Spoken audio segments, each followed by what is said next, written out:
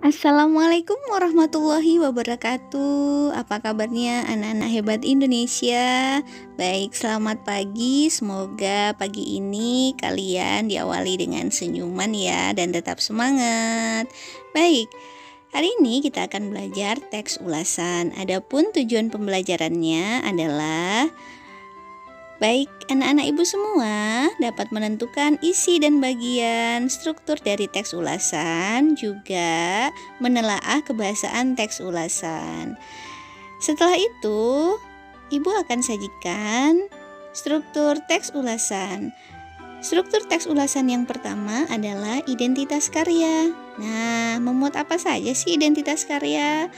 Ya, tergantung dari teks yang kalian ulas ya. Jika teksnya misalnya novel atau objeknya novel, film, tentu berbeda identitasnya ya. Jadi identitas karya meliputi segala sesuatu yang berkaitan dengan objek yang diulas, seperti pengarangnya, seterusnya penerbitnya, misalnya itu dalam sebuah novel. Jika film misalnya ada sutradara, para pemain ya. Dan yang kedua adalah orientasi. Jadi pengenalan. Pengenalan di sini tentang teks atau objek yang diulas. Jadi pengenalan misalnya tentang film, novel, tarian, kesenian daerah pun boleh ya.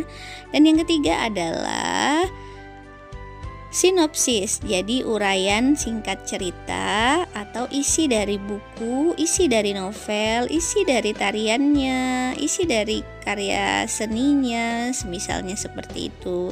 Dan selanjutnya adalah analisis. Bagian yang dianalisis tentunya adalah unsur-unsur dari objek yang diulas. Dan yang terakhir adalah evaluasi. Nah, evaluasi inilah terdiri dari kelebihan dan kekurangan dari objek yang kita ulas. Jadi pada bagian kelebihan dan kelemahan atau evaluasi ini, kita bisa menanggapi dari objek yang kita ulas, baik dari segi kelebihannya atau segi positif maupun dari segi kelemahannya ya.